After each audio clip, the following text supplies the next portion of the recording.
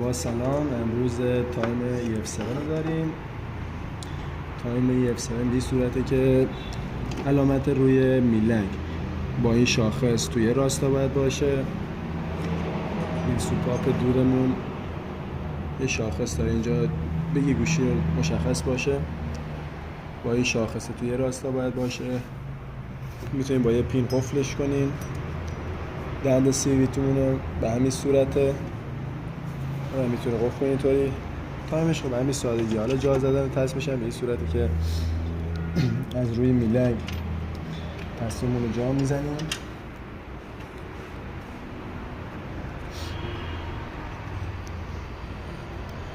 با این دستتون رو نگه دار.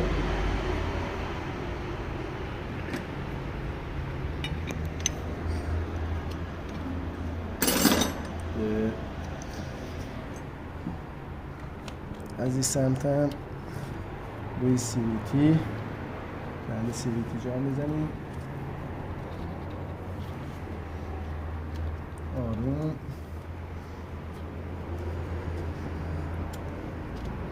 به همین راحتی تصمیم جا میره.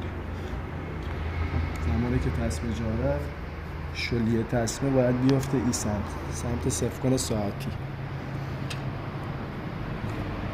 بعد از این که جا زدیم، پین صفر کنو میکشیم. میبینید که تصمیم صفر شده.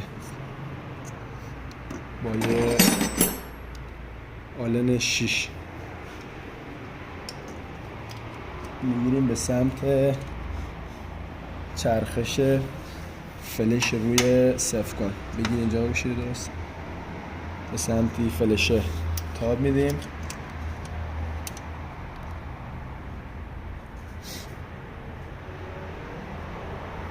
تا شاخصمون بیاد دقیق روبروی علامتی که رو صفر کنه و پیشمون رو صفر میکنیم.